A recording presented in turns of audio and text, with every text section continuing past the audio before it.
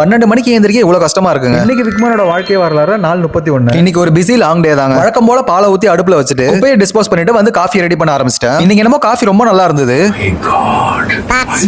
ஆமாங்க, இந்த அளவுக்கு என்னோட காஃபியை நானே ரசிச்சு குடிச்சிட்டு வழக்கம் போல நம்மளோட ஹப்சிங் பிஸ்கெட்டை சோக் பண்ணி சாப்பிட்டுட்டு குடிச்ச காஃபியோட பாத்திரத்தை எல்லாம் வாஷ் பண்ணிட்டு துணி காய போடுற வேலை இருந்தது. அப்புறம் என்னால ஸ்பைடர்மேன் ஆக முடியுமான்னு கேட்டேன். கோவப்பட்டு திட்ட ஆரம்பிச்சிட்டாங்க. அப்புறம் குட் பாயா எல்லா துணியும் எடுத்து உதறி இந்த மாதிரி காய போட்டேன். அப்புறம் அடுத்தது நம்மளோட க்ரூமிங் செஷன். ஃபர்ஸ்ட் ட்ரிம்மர் எடுத்து பட்டி டிங்கரிங் பார்த்து சுத்தம் பண்ணி வச்சுட்டேன். அடுத்தது நம்மளோட நெயில் கட்டிங் செஷனையும் சிறப்பா முடிச்சிட்டு ஆயில் பாத் எடுக்கணுங்கிறது கம்பல்சரி. சோ அதையும் இன்னைக்கு பக்காவா முடிச்சிட்டேன். அப்படியே எல்லா வேலையும் பக்காவா முடிச்சிட்டு குளிச்சிட்டு கிளம்பிட்டேன். இந்த மலேசியா கிளைமேட்டை புரிஞ்சுக்கவே முடியலங்க. வெயில் அடிக்கிற மாதிரியே இருக்கும், ஆனா திடீர்னு மழை பெஞ்சிரும். இவனை புரிஞ்சுக்கிறதுக்கு எனக்கு தனி மூளை ஒண்ணு கூடியா கண்டா.